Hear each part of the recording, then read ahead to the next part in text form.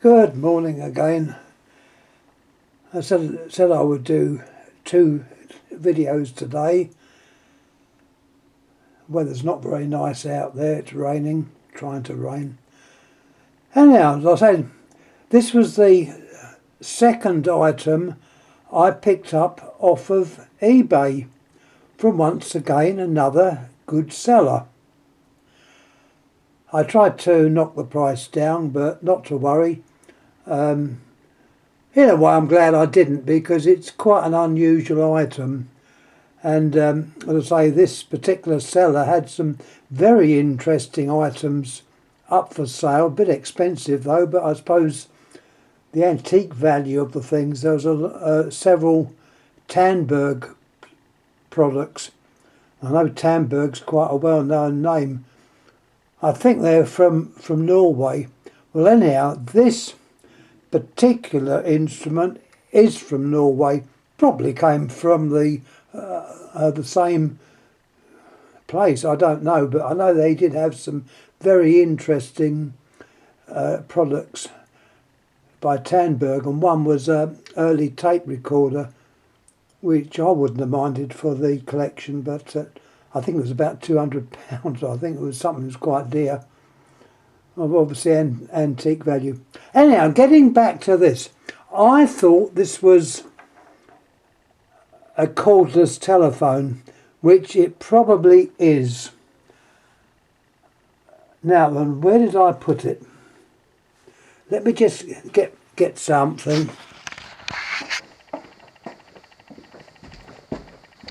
Let me get something. I left it there, and rather than start it again, I thought I would get it. I know this can be heard when I'm talking. That's not the one. My little crib sheets.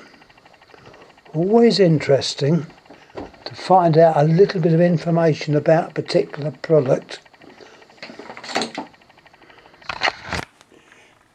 Anyway, back to the actual telephone. Yeah, I thought it was a cordless telephone, which you'd have the base station there, which would presumably have an aerial, or perhaps a hidden aerial, but there was no lead going from this to the telephone socket. So there was no line cord. But what I did notice was that little square there with a contact, and it's got contact on there, written in presumably Norwegian. It's got a Euro type plug to power the whole arrangement up. There's also placed there, I would think, for a spare battery pack to go in there to be kept charged. I don't know. As I say, this is a complete mystery to me. It's obviously not what I thought it was, but nevertheless it's interesting. There's the name on there, Unifry TBK. I've got some other numbers as well. Net hand battery and contact. So whether that contact was for the lead from the telephone, I don't know. And I don't know what that means either.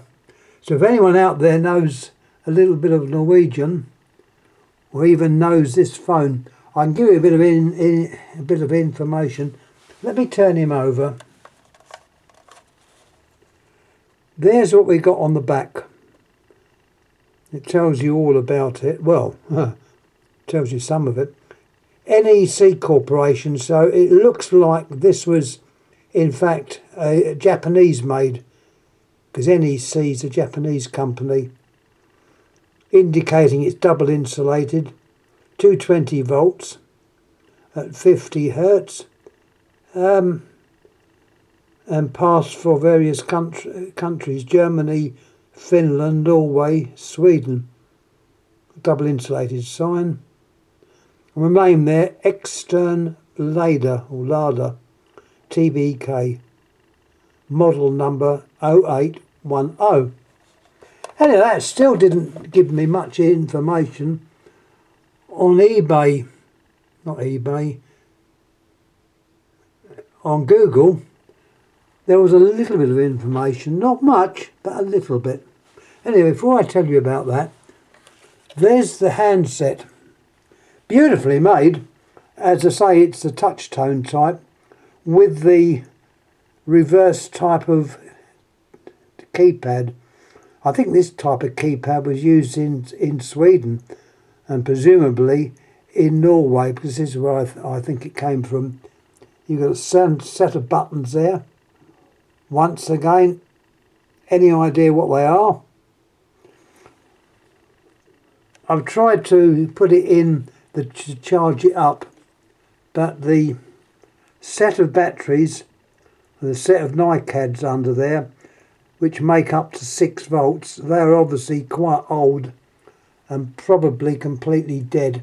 It wouldn't hold a charge, so I didn't expect it would. The only way to re-energise the batteries is to unplug it. It's on a little tiny plug inside, and charge it up outside by stepping the voltage up. But I haven't bothered with that. As I say, this is something I just don't know what this instrument was. Once again, it's got on here Unify. This time it's got 1710. Product by NEC. So once again by the Japanese company. TBK in that sort of heart-shaped thing. Oh, it's got a nice whip aerial. A switch on the side which doesn't say anything. It's a 3-position switch. But no, it wouldn't charge up. I wasn't not really bothered about that because I don't think I'll get it to work if I even know what it was. Now, bit of history. I had a look on Google and could find a very similar model, not exactly the same, but very similar, also made by the NEC Corporation in 1995, so it's a few years old.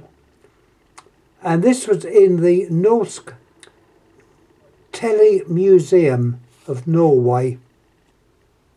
So it's obviously a collectible item, and it was probably one of the first, well, I don't know. So if anyone's got any ideas, I could think of a mobile phone, well, not very mobile.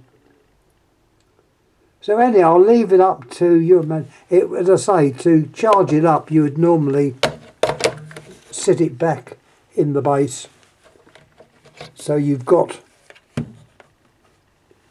a means of putting a battery pack in there. There's a set of contacts down there, so obviously if the battery was put in there, would probably mean you could use this without this being plugged in. The net obviously means the voltage, because that does glow. So that part is probably okay, and it's probably pushing a voltage through, which tries to charge the batteries up. But as I say, the batteries are well used and probably were only refreshable by putting a higher voltage on them to liven them up, which I have done in the past.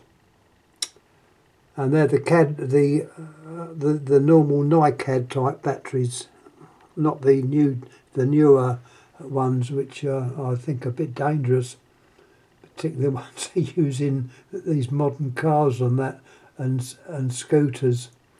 I wouldn't really trust those, but the NICads, yeah, I was brought up with those, so they're safe enough. Anyhow, that is more or less all I've got to say on this. So if anyone's got any ideas, let us know. It's quite a heavy job. It's quite heavy, well made. It doesn't look like this has hardly had any use. There's the other buttons on here. Obviously M's memory, redial. I understand it's probably on pulse and tone. I think I read that somewhere on the other, but there's not much information about this at all. All I can say, it's an interesting item. I'm glad I picked it up. It didn't cost me an arm and a leg.